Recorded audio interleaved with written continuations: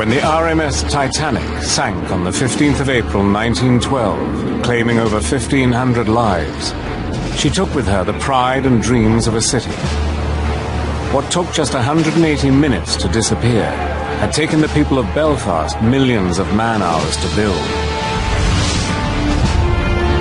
Before construction could begin, they'd had to carve a vast new dock from the city's marshland. They'd shaped acres of steel to form a hull that they believed was unsinkable. They'd installed 2 engines, each the size of a 2-story building, to power the Titanic across the Atlantic. And their finest craftsmen had toiled to create an interior that rivaled the grandest hotels in Europe. Today, the place from which the great ship was launched is derelict and deserted. But our investigators have come here to build a picture of how it looked in its heyday.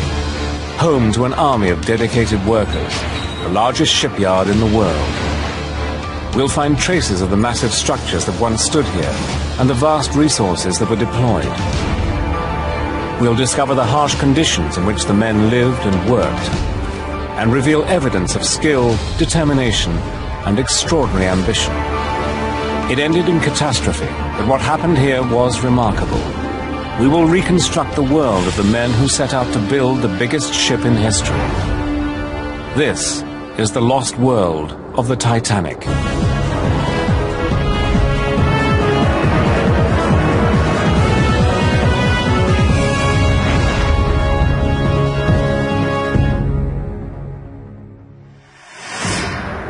The Titanic was built here in the Harland and Wolff shipyard in Belfast, Northern Ireland. At the time, Belfast was one of the busiest ports in the world, handling goods from across the British Empire. But the port of Belfast hadn't always looked like this. At one time, the city didn't have a natural harbour big enough to accommodate a ship like the Titanic. Our investigators, marine engineer Rupert Kayser and historian Jennifer Regan, have come to find out how and why this land was transformed from a muddy swamp into one of the world's largest, busiest ports. They want to build a picture of the world that created the Titanic. Jennifer Regan from Georgetown University is an expert in early 20th century history. As a social historian, she wants to investigate the people, the city, and the shipyard that built the Titanic. Jennifer begins here, in the now derelict former headquarters of Harland and Wolff, the company that built the ship. We all know that the sinking of the Titanic was probably the greatest maritime disaster of all history. But I'm interested in a different story about the Titanic, the lost world behind the Titanic. I've come to learn about the shipyards, the workers, and I want to know first, where did the idea come from? Why did Harland and Wolff, here in Belfast, decide to build the largest ship that man had ever seen? The early 20th century was a time of innovation and invention on land and sea. A new generation of steamships had begun a revolution in global travel. A company called the Cunard Line led the field with 2 super-fast vessels, the Mauretania and the Lusitania. Harland and Wolff's chairman, William Pirrie, was determined to challenge this supremacy.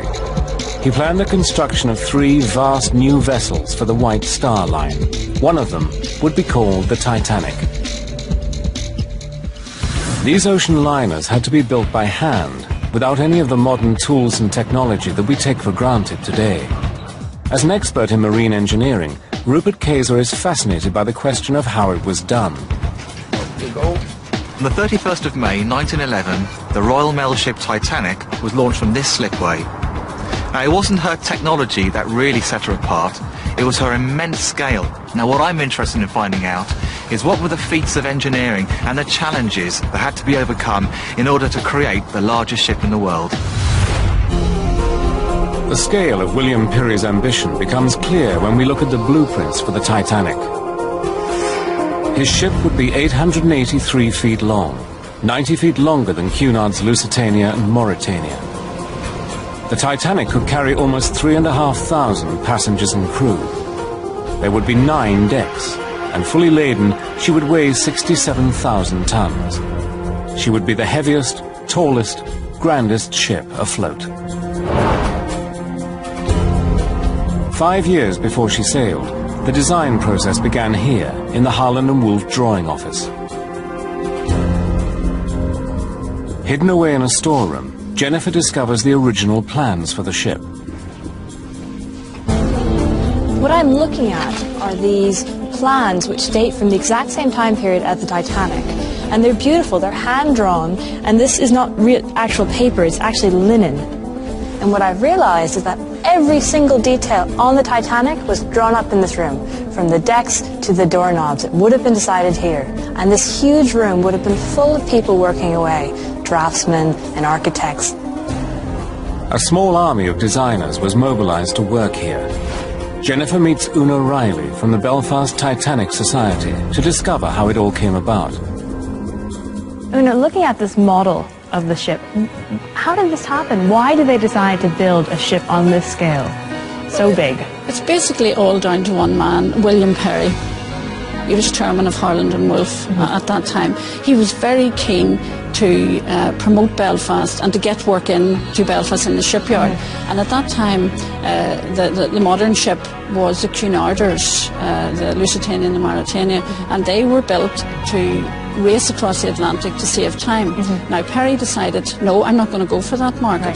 The Americas are opening up, there's immigrants want to go there, I'm going to build the biggest, most luxurious ships in the world to attract the millionaires, and we're going to fill the other spaces with immigrants. Perry's concept was that the Titanic would make money not only from the very rich, but also from large numbers of third-class passengers who were travelling to America to begin a new life. Most of the space was given over to the first, second class, but most of the people were actually down in the bowels of the ship in third class. This was to be the most prestigious shipbuilding project in history, completed in the world's largest shipyard. The creation of that shipyard was an engineering feat in itself. The city of Belfast grew from a small 17th century town on the River Lagan. The landscape has changed dramatically. To discover how, Rupert Kayser has come to meet local historian Stephen Cameron.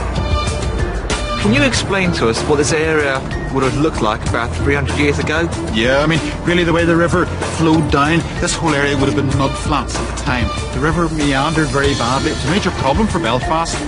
Ships had to discharge cargoes outside really the confines of the river because it was so narrow and so shallow as well. So the Belfast Ballast Board decided that they would try and straighten the Lagan, and especially the bit just behind us here. The port authorities were proposing a mammoth undertaking. Rupert wants to find out exactly how they plan to transform acres of mudflats into a thriving deep-water harbour. He visits Jonathan King, historian of the Belfast Harbour Commissioners. The shipbuilding has started in Belfast in the 1790s. Jonathan is able to show Rupert the original plans for the harbour's development. It's hard to imagine, but the port actually starts here. The River Farset used to flow down Belfast's High Street into the River Lagan, and that's where the first wharf was built back in 1613. Now back then, none of this land existed. So all this area here was sort of like mud flats at low tides? All mud flats, all sandbanks, of not much use to man or beast. Using Jonathan's maps as a starting point, we can see how dramatically the coastline has been altered. The harbour authorities cut a straight channel from the town to the sea. The mud and materials they dredged out were used to create all of this land. The Titanic would be built on a 17-acre artificial island known as Queen's Island. What I find particularly amazing, and I think what a lot of people to this day find staggering, is that in the middle of the 19th century, how on earth could you have created such a huge area of industrial land without the use of the big machines we have today?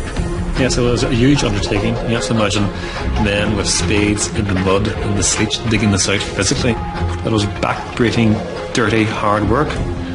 But it was a wonderful benefit because it gave Belfast the land and the space it needed to become shipbuilders to the world. By 1909, Belfast City Harbour and dockyards covered a vast area. The workers believed that their shipyards were the best in the world. They were ready to begin building the Titanic. Unable to imagine the tragic end to which this enterprise was destined, they set about turning William Pirrie's dream into a reality. Our investigators are in Belfast, Northern Ireland, in search of the world that produced the Titanic. In the years before the ship's construction, a vast, deep harbour had been created to accommodate large ocean-going vessels. But nothing on the scale of the Titanic had ever been built there. Before construction could begin, they had to create a yard capable of handling the job. A gigantic steel frame called a gantry was used to house the hull as it grew. It became known as the Great Gantry. Historian Jennifer Regan has come to see what's left of the shipyard with Una Riley of the Belfast Titanic Society. So Una, we've left Harland & Wolff headquarters, and that's where the idea happened. And that's where the plans are drawn. And then this is where the construction happens. Yes. Right? Where are we? We're actually standing on the slipway where the Titanic was built. It was actually built in that area there. The great gantry that surrounded her was over 840 feet long and more than 200 feet tall. It towered above the shipyard. Today, only traces of this massive structure remain. And you can see the stumps of the gantries over here. These metal bits sticking out here. These metal bits. Now, and they would have risen hundreds of feet in the air. So this area we're standing on right now, which is it's kind of a wasteland in a way. It is. This would have been all structures, and this would have been hundreds of people. Yes, I mean, this would have been an until of activity. There would have been men scurrying about on top of these huge big gantries, working cranes, riveting. So this would have been an incredibly noisy, dangerous area. The Great Gantry dominated the Belfast skyline for 6 decades. It had 16 movable cranes, lifts and walkways, and weighed over 6,000 tons. Rupert Kayser has come to talk to a man who once worked beneath it, former shipworker George McAllister. It must have been a very awe-inspiring sight for people who come here for the first time and see this colossal great lattice work of metal and these 2 ships forming underneath it. Well, I came in here as a 16-year-old boy and I was amazed at the noise and the number of people, the number of men working in this particular area here alone. The deafening clamour of shipbuilding would have echoed across the city. That is the first thing any visitor would hear was the noise of the plates being hammered and the riveting. The riveters were riveting all day long with hammers, just hammering on a steel box. Those boys came out stone deaf. There's no doubt they came out stone deaf. They had no ear protection or no ear protections, no safety boots, safety toe cap boots, no gloves, no helmet, nothing whatsoever. Shipbuilding was the city's main industry. The majority of the workforce came from the Protestant community of East Belfast. Jennifer and Una are exploring the network of streets that once housed the workers who built the Titanic. So Una, this is a typical street that the thousands of Harland & Wolff workers would have worked on, would have lived in. Yes, very much so. It's a typical terrace street, and the workmen would have lived in these houses. The terraced houses were heated by coal fires and lit by candlelight. They had no internal plumbing. Although each was comprised of only 4 rooms, they often housed large families. You would be surprised at how big of a family could be living in there. As many as 6 children, if not more. Wow. And there are thousands of people who are working for Harland & Wolff who are living on streets that are almost identical to this one. Yes, very much so. The construction of the Titanic and her sister ships created an unprecedented employment boom. As well as new houses, shops, schools and churches were also built. Across the city there was a flurry of building to accommodate the new ship workers and their families. Today many of the houses have been renovated. But hidden among the streets are clues to what life was like 100 years ago. Una, looking at this photograph of Belfast in the early 1900s, the street we're standing on now has a lot of the original features. It has indeed. It has got the original cobbles, and not only that, but the lampposts. The lampposts are beautiful. Absolutely. They would have been the original gas lamps, and they're absolutely wonderful that they're still here. So this is very close to what a street would have looked like when Harland and Wolff was at its busiest. Yes, very much so. If you were to take away just these posts, taking the electricity in, and just have the lamppost, you could be standing on a street where Titanic workers were in practically every one of those houses. Excellent. Today, the shipyard is no longer Belfast's main employer. Other industries have taken over. But in the early 1900s, it dominated every aspect of the workers' lives. Walking around these streets of East Belfast, I've come to appreciate that these workers always lived in the shadow of the shipyard. You could actually see Harland and Wolff from where they live. All the workers would have walked or taken the tram there together. They lived in very close quarters in these terrace houses. And it gives you a sense of the tight-knit community and how important the shipyard was in their lives. By 1910, Harland and Wolff were employing 15,000 workers to build the Titanic alongside her sister ship, the Olympic. They used traditional methods. First, the keel was laid. Then a frame was built on top of it. The frame was then clad in a steel shell.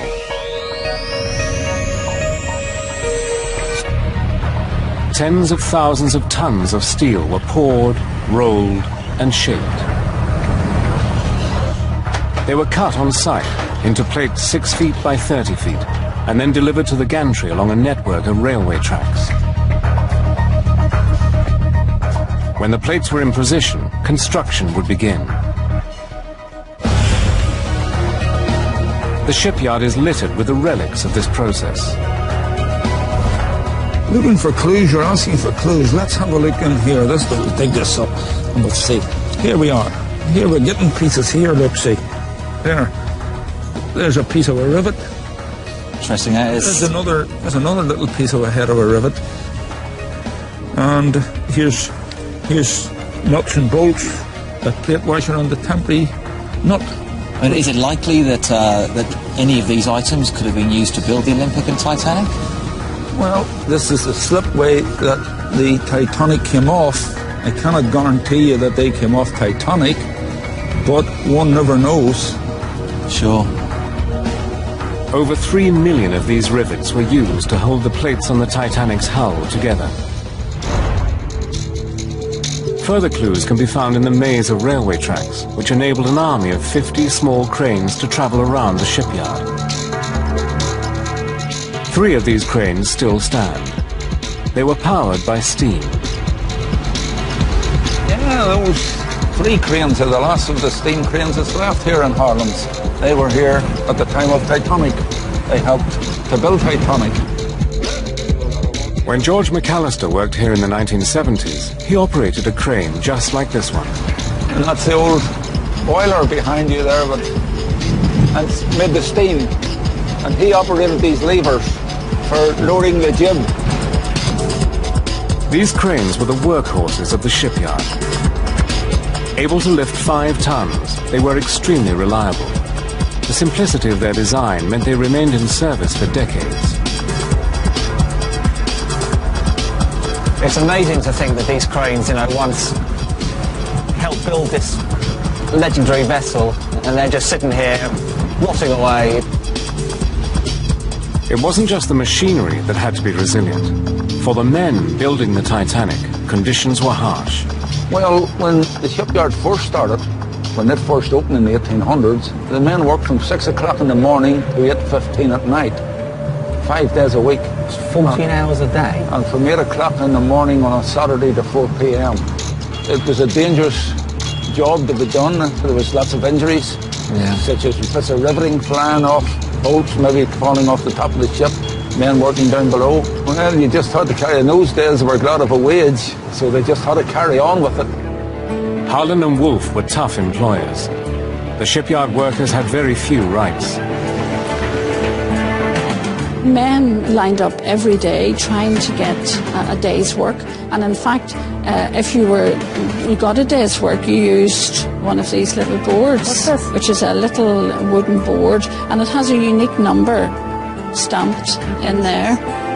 35315. Right, and that number would have entitled you to this little board entitled you to many things, even the permission to go to the toilet.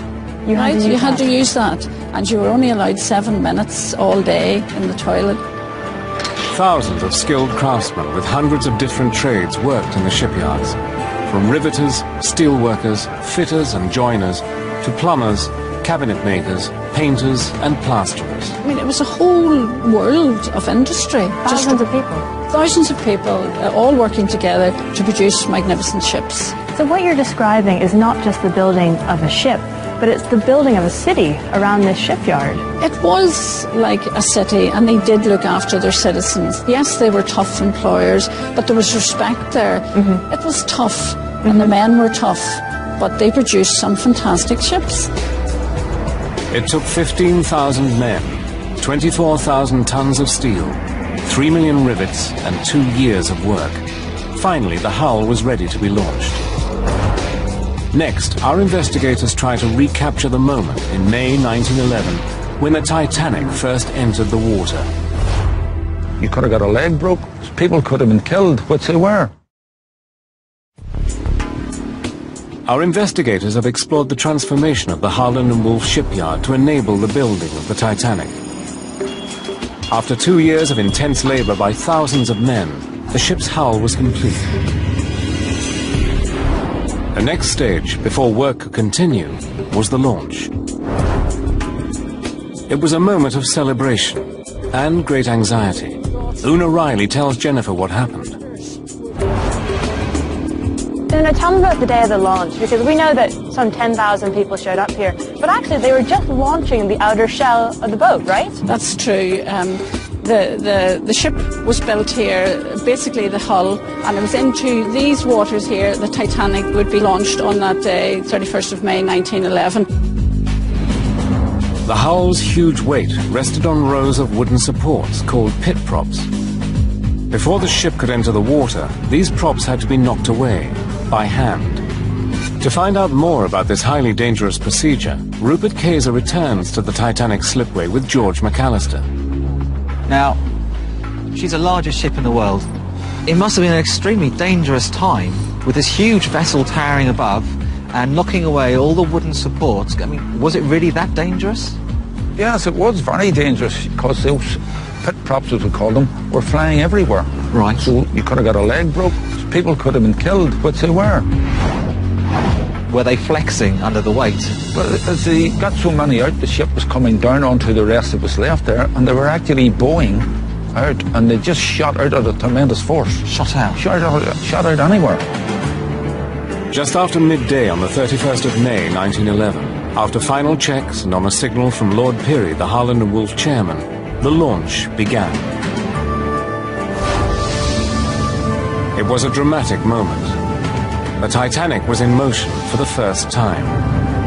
It took just 62 seconds for the 24,000-ton hull to slide down the slipway and into the River Lagan.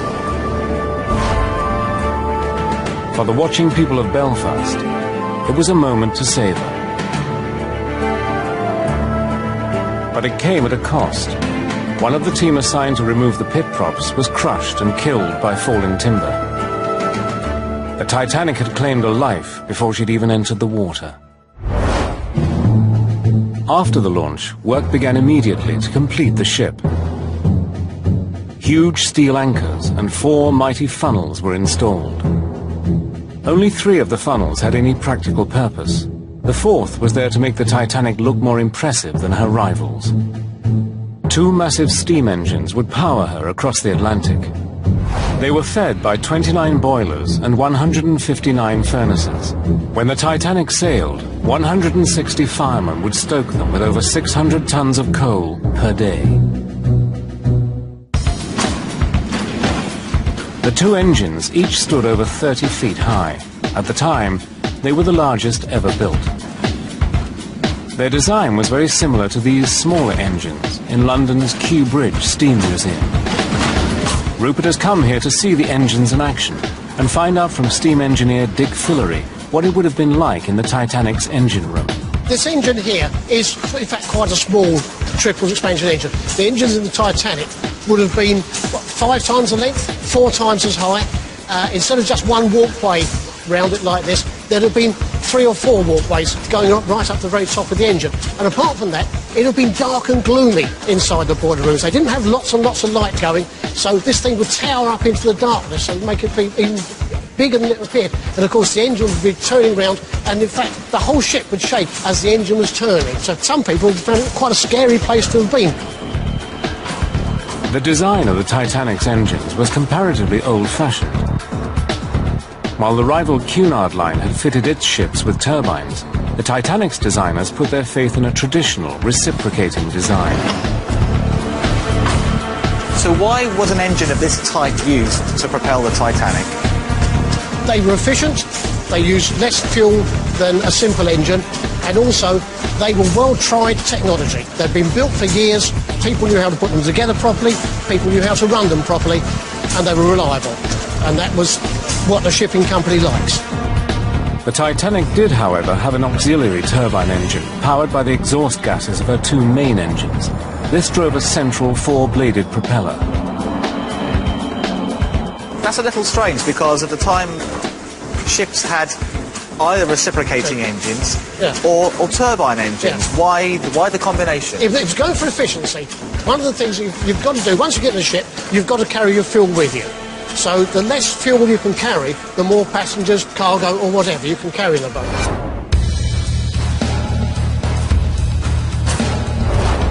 With her engines fitted, the Titanic needed to be moved from the water into a dry dock, where final work on the hull could be completed. The only dock big enough to accommodate her was the Thompson Dry Dock. Rupert has come here to meet naval historian John Beattie from the Belfast Science Park. This really is quite an extraordinary sight. Absolutely colossal size. It really does take your breath away. It's fantastic to look at. Yes, indeed, the dock was totally filled by the Titanic.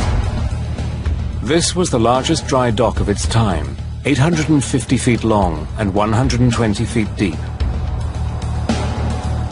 To build a dry dock on this scale was an impressive feat of engineering in itself. Well, there really must have been some huge undertaking to create a dock of this size, especially 100 years ago. Yes, indeed. They knew at the outset that they had a very big challenge to build this dock, as they were building through very poor material, approximately 50 foot of reclaimed land, which is basically mud. And indeed the dock itself, hidden where you cannot see, there's an enormous amount of materials used in the dock. Absolutely stupendous amount of concrete and brick. So it really was a colossal engineering feat. It was, and a high-risk piece of engineering. Construction of the dry dock was meant to take just 3.5 years, but it took twice that long. It was ready just in time for the Titanic. On the 3rd of February 1912, tugboats began the delicate process of maneuvering the Titanic safely into the Thompson dry dock. When she was inside, the gates were closed and engines from the nearby pump house began to drain the water out. In the case of the Thompson dock, it's 23 million imperial gallons of water have to be taken out to dry the dock. 23 million. 23 million. And these pumps could pump all that water out in 1 hour, 40 minutes. But in real terms, they would be more careful in how they pumped the water out because they had to allow the ship to settle onto the keel blocks. In the Titanic's case, pumping lasted 12 hours.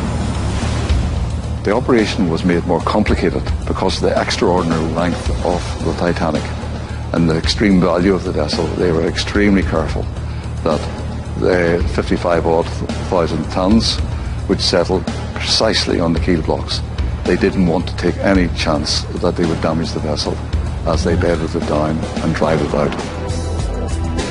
The final stages of construction could now safely take place, fitting her mighty three-blade propellers, wiring the ship's state-of-the-art electrical systems, and finally painting her hull. By March 1912, the main structural and engineering work was complete. The next challenge was to fit the interior of the Titanic and transform her into the most lavish and elegant vessel afloat. What I want to know next is how the interior of the ship was built. Harland & Wolff did not spare any money. They brought in thousands of master craftsmen to construct the most luxurious interior of the Titanic. So what I want to do is to go into the world of those master craftsmen and understand how they worked. Historian Jennifer Regan has come to Belfast City Hall to meet Una Riley. This building was opened in 1906, just 1 year before the Titanic was commissioned. It's a fabulous example of the ambitious design and expert craftsmanship that went into the Titanic.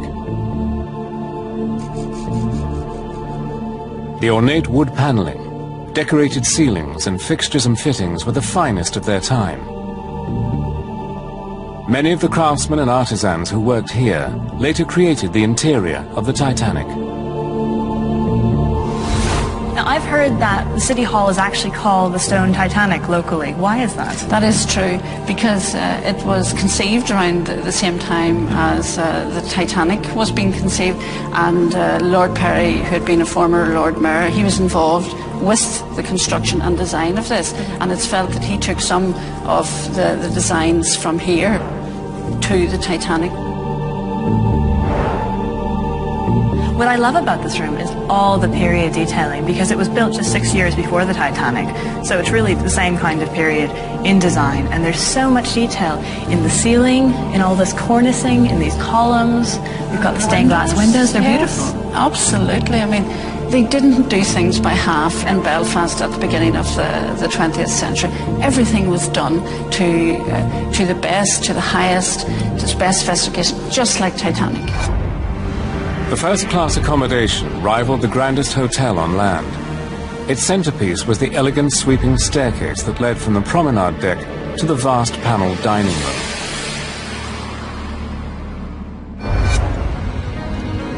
In order to recreate the sumptuous luxury of the Titanic's interior, Jennifer has travelled from Belfast to Northumberland.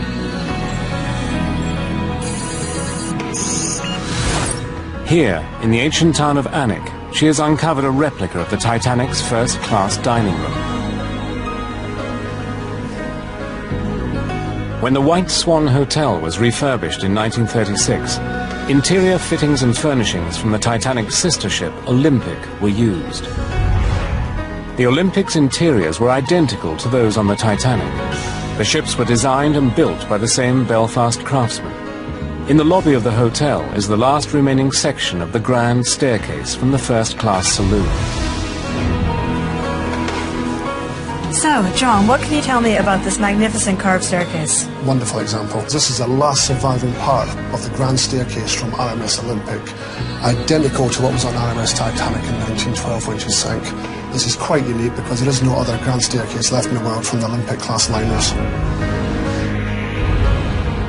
The elaborate design of the hotel dining room reveals more evidence of the skills and expertise of the Belfast shipworkers.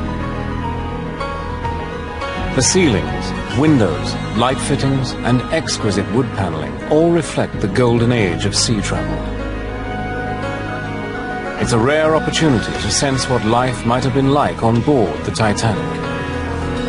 So, John, standing here is about as close as we can get to what it would have felt like inside the Titanic dining room. Absolutely, yes. We've got these incredible plasterwork ceilings, we've got stained glass, we've got all these panels. There's so much to take in. Yes, absolutely original. Obviously, the first-class dining room on Olympic was a lot larger than this. We're talking maybe probably 10 times larger than this. That's enormous. I want to know more about this woodwork. It's incredible. It is. The craftsmanship here is absolutely amazing. Now, the Olympic carvings were all made at Harland & Wolff, same as the ones in Titanic. And the craftsmen spent many hours working day and night to produce all this marvellous workmanship. Peary knew that this was the best way to attract big-spending clients. John, I can tell from looking at this woodwork that they were working towards a very demanding clientele. Absolutely. This is first-class panelling at its very best in the height of 1911, 1912. And no detail is spared. Tell me about this light fitting here. It's bronze. These are absolutely original to the ship. Yes, they are bronze. There was hundreds of these on board. And of course, state-of-the-art because they are electric. Yes, they are. Yes, beautiful. Every detail of the room was themed, a clue to its function. I'll bring this to your attention. We have some musical notes up here and symbols on a piece of paperwork all carved into the woodwork. That's a music book that's open? Yes, absolutely. And it's all hand carved by those workmen in Holland and Wolf. That's incredible. It's and so tiny. the whole room is music oriented. We have guitars. So it's a room that was used for entertainment. Very much so. All these symbols of entertainment and enjoyment. Absolutely. This room, although apart from being used as a first-class dining room, is also used for dancing and for music. I mean, this really demonstrates to me the level of detail that went into this room. And it's absolutely staggering when you think about the number of people that would have had to be working on a room like this to produce this level of detail. John has a unique collection of memorabilia and artifacts from both the Olympic and the Titanic. Again, these relics reveal an outstanding level of craftsmanship and dedication. When I see the level of detail that went into the interior of ships like the Titanic, it gives me a sense of actually the scale of the workforce that would have been involved in the interiors, the craftsmen, metalwork, the glassware, the china, every detail down to the door handles. And that really shows me how important the Titanic was for Belfast and how it helped build the city, which was buzzing with activity and master craftsmen. At 8 o'clock on the evening of the 2nd of April 1912, the Titanic left Belfast. She was bound for Southampton, where she collected provisions, crew and passengers for her maiden transatlantic voyage. On Wednesday the 10th of April 1912, when that voyage began, she sailed with the aspirations and ambitions of a generation. Just 5 days later, optimism was replaced by shock and grief as news broke that the Titanic, the greatest of all ships, was lost. On the 2nd of April 1912, the Titanic set sail from Belfast on the first stage of her maiden voyage. It had taken 4 years to realize Lord Pirrie's dream to build a new flagship for the White Star Line. Thousands of Belfast shipworkers had built her plate by plate, rivet by rivet. They knew every bolt, every shaft, fixture and fitting of the great ship, and they were fiercely proud of their achievement. It was a magnificent piece of work by the shipyard men of those days to build the biggest moving thing in the world at that time. Yeah. Brilliant job. Actually a brilliant job by the workmen. On the 10th of April, the Titanic cast off from Southampton, bound for New York.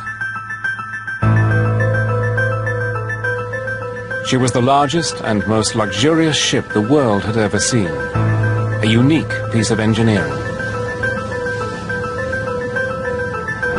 More than 1,300 passengers and 885 crew were aboard. Among them was the chief designer of the Titanic, Thomas Andrews. He brought with him 9 key workers from the shipyard, known as the Guarantee Group. I mean, what was the Guarantee Group? The Guarantee Group were a very special group of men who would have gone on the maiden voyage of each ship, and they would have been the best that the yard had in the time. So they would have been hand-picked, and the competition to go on board the maiden voyage of any ship would have been highly fought over, and once you knew you were awarded it, your family and everything would have been very proud. So these men joined Thomas Andrews on board Titanic to deal with any little problems that came up. Disaster struck just a few days into the voyage, perhaps the most notorious incident in maritime history. Late on the night of the 14th of April, a collision with an iceberg caused immediate and irreparable damage. The Titanic sank in just 3 hours. More than 1,500 people perished.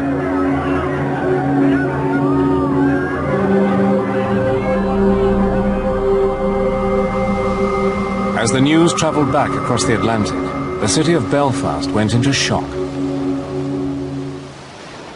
there were thousands of people who worked on this project. It took years. There was an incredible amount of skill that went into it. So for the people in Belfast and the people who worked on this ship especially, it must have been devastating when the ship went down.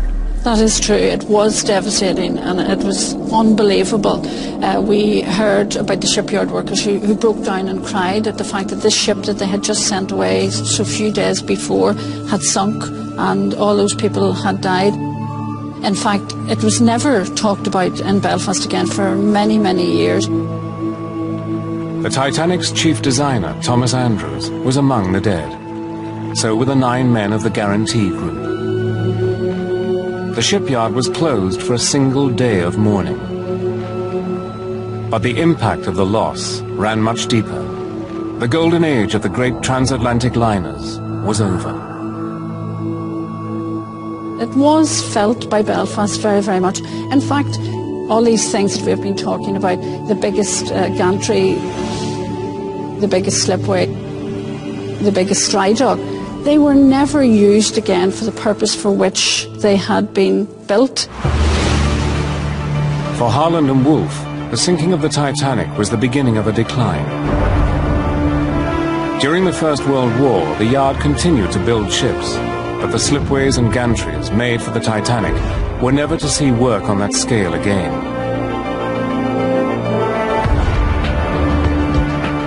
Rupert Kayser has discovered one last relic of the shipyard's golden age. This small, almost derelict vessel was until recently lying forgotten in a harbour in France. It's called the Nomadic. It was her job to ferry first-class passengers from continental Europe to the harbour where they'd board the Titanic. Of all the ships built by Harland and Wolff during the glory days of the early 20th century, the Nomadic is the only one that remains. A team of volunteers intend to restore her to her original grandeur. Local historian Stephen Cameron explains to Rupert why the return of the Nomadic is so important to the people of Belfast. The same steel, same material, the same rivets that are in this ship were also in Titanic as well. She's come home to Belfast, to the place where she was born, to the home of Titanic, and that's where she should be, and it's fantastic to have her back here in Belfast. The Nomadic remains the last surviving link with the Titanic and Belfast's great era of shipbuilding. Nothing on the scale of the Titanic and her sister ships had ever been attempted before. It was the greatest engineering project of its time. What's really impressed me is the sheer array of skills needed to build such a vessel. The parts needed to create Titanic, they range from some of the smallest ones like rivets, up to frames which were 80, 90 feet in length, plates that were 30 foot in length. All this amazing amount of material, all individually crafted, put together by hand to create the world's most luxurious ship. What I've learned on my journey to rediscover the lost world of the Titanic is not only that White Star Lines built the most magnificent ocean liner the world had ever seen, but that they brought in an infrastructure into this booming city of Belfast. So not only did they build a huge shipyard, a community was being built as well around the shipyards, and that there were thousands of people, master craftsmen, shipyard workers, who were coming to this city to build this magnificent ship. Although it ended in disaster and tragedy, the story of the Titanic is also one of skill, dedication, and extraordinary achievement.